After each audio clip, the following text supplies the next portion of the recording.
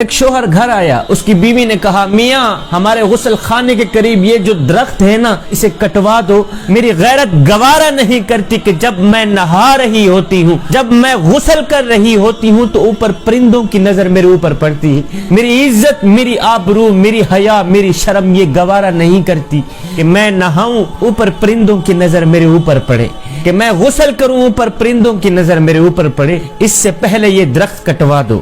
یہ سن کر شوہر بیوی کی اس بات سے بڑا ہی متاثر ہوا، دونوں ہاتھ اٹھائے، عرض کی شکر ہے میرے مالک، تو نے ایک نیک بیوی میرے نصیب میں لکھی ہے۔ خیر شوہر نے وہ غسل خانے کے قریب والا درخت کٹوا دیا، وقت گزرتا گیا، زندگی کے دن گزرتے گئے، ایک دن شوہر خلاف معمول اچانک اپنے گھر آیا تو دیکھ کر کانپ اٹھا کہ بیوی کسی غیر محرم مرد کے ساتھ کھڑی ہنسی مذاق کر رہی۔ یہ دیکھ کر شوہر کو بہت ہی دکھ ہوا، بہت ہی دکھ ہوا، یہ دکھ برداشت نہ کر پایا۔ بیوی کا یہ سین دیکھ کر شوہر نے کیا کیا، اپنا گھر چھوڑ کر شہر بغداد چلا گیا، وہاں جا کر اس نے اپنا کاروبار شروع کر دیا۔ اللہ تعالیٰ نے اس کے کاروبار میں خوب برکت ڈالی کہ وہ دن بدن ترقی کرتا گیا، وہ اپنے کاروبار کے چمکنے کی بدولت بغداد کے بڑے بڑے بزنس مین لوگوں میں شمار ہونے لگا۔ اب شہر بغداد والے اسے ایک بڑے بزنس مین کے نام سے پکارا کرتے تھے۔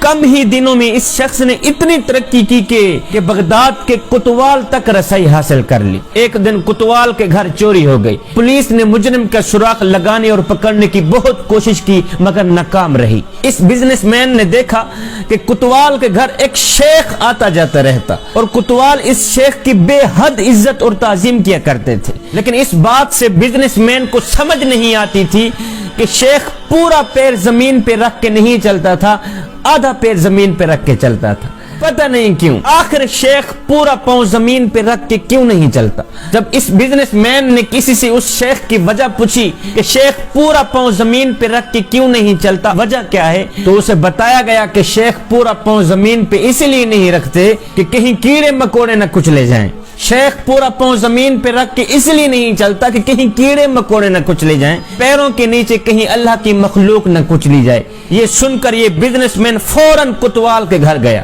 جا کر کہا میاں مجھے تیرا چور مل گیا ہے۔ کہا وہ کون ہے؟ کہا یہی تمہارا شیخ ہے، یہی تمہارا شیخ تمہارا چور ہے۔ جب تحقیق کی گئی تو سارا مال اسی شیخ کے گھر سے یہ برآمد ہوا، شیخ صاحب چور ہی نکلے۔ کوتوال نے اس بزنس مین سے بڑی ہی حیرانی سے پوچھا کہ میاں ہم نے تو کبھی سوچا ہی نہیں تھا کہ یہ شیخ بھی ایسی حرکت کرے گا، تمہیں کیسے معلوم ہوا، تمہیں کیسے پتہ چلا کہ یہ شخص چور ہے؟ تو اس بزنس مین نے کہا میاں میرے گھر کے درخت نے مجھے بتایا تھا کہ ہر نیکوکار دکھنے والا شخص نیک نہیں ہوتا۔ میرے گھر کے اس درخت نے مجھے نصیحت کی تھی کہ جو لوگ ضرورت سے زیادہ نیک نظر آنے کی کوشش کرتے ہیں نا، عموماً وہ لوگ نیک نہیں ہوتے۔ مجھے کسی نے نہیں بتایا، بس مجھے اپنے گھر کے اس درخت نے مجھے نصیحت کی تھی کہ ہر نیکوکار دکھنے والا شخص نیک نہیں ہوتا۔ جوانوں، یہ ایک حقیقت ہے کہ کچھ لوگ فیس بک، سوشل میڈیا کی حدود تک ہی با اخلاق رہتے ہیں، جبکہ حقیقی زندگی میں ان کے شر سے رشتہ داروں یہاں تک کہ اپنے گھر والے بھی پناہ مانگتے رہتے ہیں۔ اندر سے اور ہوتے ہیں، باہر سے اور ہوتے ہیں، اندر سے فرعون، باہر سے درویش، اندر سے منافق، باہر سے مومن دکھائی دیتے ہیں۔ جوانوں، نام لیتے ہیں وہ حسین کا، نقل کرتے ہیں یزید کی۔ وہ لوگ مرنا مدینے میں چاہتے ہیں لیکن انجوائے کافروں کو ملک میں کر رہے ہوتے ہیں۔ نا میاں نا، اندر سے بھی ایک بن جا، باہر سے بھی ایک بن جا، اپنا ایک ہی حلیہ رکھ، اپنا ایک ہی انداز رکھ۔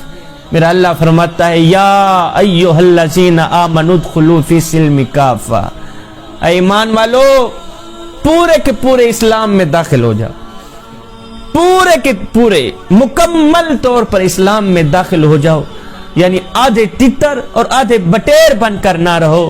اگر کردار یہی ہوا تو پھر مثال وہی ہوگی کہ دھوبی کا کتا، نہ گھر کا نہ گھاٹ کا۔